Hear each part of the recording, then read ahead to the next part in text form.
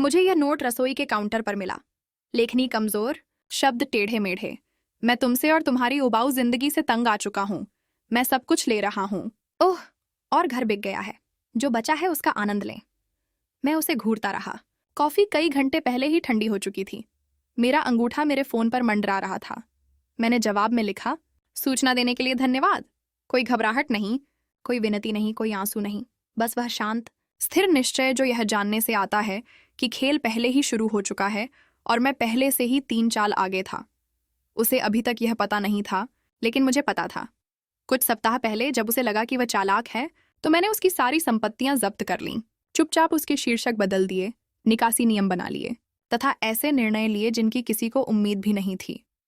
हर संपत्ति, हर खाता, हर credit line जिसे वह सोचता था कि वह पहले से ही अछूता ले सकता है। जब तक उसे एहसास हुआ तब तक बहुत देर हो चुकी थी।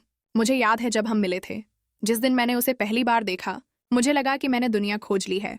तीखी हंसी, चतुर दिमाग, हाथ जो मेरे हाथों में बिल्कुल फिट बैठते हैं। प्यार करना आसान था, भरोसा करना सहज था। मैंने कभी नहीं सोचा था कि यह अंदर से सड़ सकता है। अदृश्य, धैर्यवान, झपटने के लिए प्रतीक्षारत। यह रातों रात नहीं हुआ। पहले सूक्ष्म संकेत, छूटी हुई सालगिरह, चुपचाप फोन कॉल, काम पर देर रात तक जागना, छोटी मोटी असंगतियां जिन्हें मैंने यह सोचकर दबा दिया कि शायद यह सिर्फ तनाव है। लेकिन पैटर्न बढ़ता गया। एक मित्र ने बताया कि मैंने उसे होटल के बार में किसी ऐसे व्यक्ति के साथ देखा था जिसका नाम सुनकर मेरे पेट में मरोड़ उठने लगी। स्क्रीनशॉट दुर्घटनावश सामने आए। जबान फिसल गई। एक ऐसा नाम जहां इसे नहीं होना चाहिए। हर सुराग एक ही क्रूर सत्य की ओर इशारा कर रहा था। विश्वासघात। मैं चीख सकता था, मैं उसका सामना कर सकता था, मैं भीख मांग सकता था, लेकिन ये आवेग शौकिया लोगों के लिए थे। मैं नहीं हिला। मैंने इंतजार किया, मैंने पढ़ाई की, मैंने योजना बनाई। प्रत्येक रात मैं हमारे वित्त, हमारे साझा रहस्यों, हमारे कानूनी अनुबंधों की समीक्षा करता था। मैंने उसकी आदतों, उसके दोस्तों, उसकी कमजोरियों को सूचीबद्ध किया। हर झूठ जो उसने फुसफुसाया था, हर वह कोना जहां वह छिप सकता था, मैंने याद कर लिया था, गणना कर ली थी, तैयार था। जब नोट सामने आया तो मुझे उसे दोबारा पढ़ने की जरूरत नहीं पड़ी। मुझे ठीक ठीक पता था कि वह क्या जीतना चाहता था। वह मन ही मन बहुत खुश था। एक मुक्त, साफ सफाई की कल्पना कर रहा था मेरे सदमे, मेरी निराशा की तस्वीर खींच रहा था। मैं बंद होठों के पीछे मुस्कुराया। उसे यह भ्रम कुछ समय तक और रहने दो। मैंने अंतिम टुकड़ों को सर्जिकल परिशुद्धता के साथ व्यवस्थित किया। मकान का स्वामित्व सीधे मेरे नाम पर स्थानांतरित करने के लिए वकील को फोन किया गया। सभी खातों पर अलर्ट सेट किए गए हैं। उसकी छिपी हुई धनराशि का स्वचालित पुनर्निर्देशन, यहाँ तक कि उसके नए दोस्तों को भी, जिन्हें वह वफादार समझता था, चुपचाप उसके असली चरित्र के बारे में बता दिया गया। प्रतिष्ठा ध्वस्त हो रही है, संपत्ति चली गई, शक्ति का अस्तित्व नहीं है। उस शाम जब वह अपना बैग घसीटते हुए आया, मैं रसोई की मेज पर शांत बैठी थी। मेरे चेहरे पर ताजी कॉफी थी। घबराहट का कोई निशान नहीं था। वह स्तब्ध रह गया।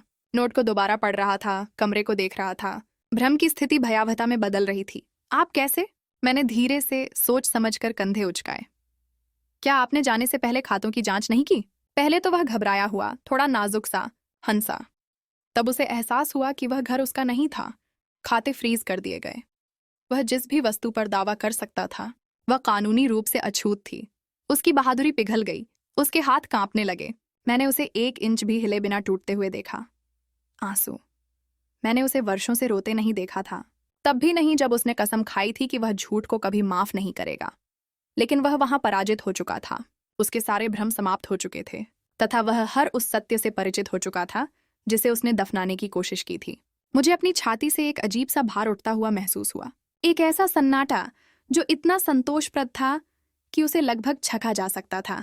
उसने बोलने की कोशिश की, हकलाया, विनती की, लेकिन हर शब्द मेरी बनाई तैयारी के कवच से टकराकर बाहर आ रहा था। मैंने उसे छटपटाने दिया। मैं उसे डूबने दूंगा। खुश होने की कोई जरूरत नहीं है। समय सबसे मधुर हथियार था।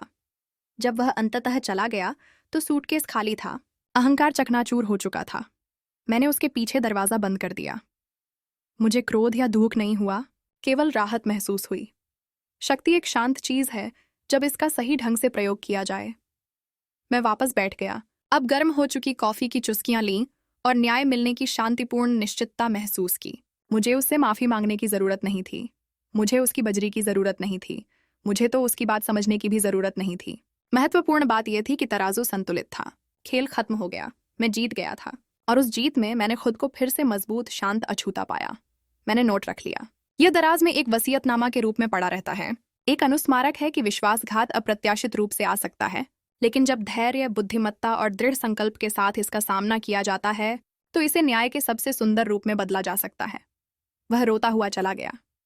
मैं शांत रही और अंततः मुस्कुराई, उस पर नहीं बल्कि इस बात की शांत शक्ति पर कि मैंने उस व्यक्ति को हरा दिया है जो यह सोचता था कि उसने मुझे घेर लिया है। यदि आप चाहें तो मैं दृश्य तनाव संकेतों और दृश्य दर दृश्य गति के साथ एक अधिक सिनेमाई संस्करण भी बना सकता हूँ, ताकि यह लगभग एक थ्रिलर पटकथा की तरह लगे। इससे रहस्य और बढ़ जाएगा और बदला और भी तीव्र हो जाएगा। क्या आप चाहते हैं कि मैं आगे ऐसा करूं?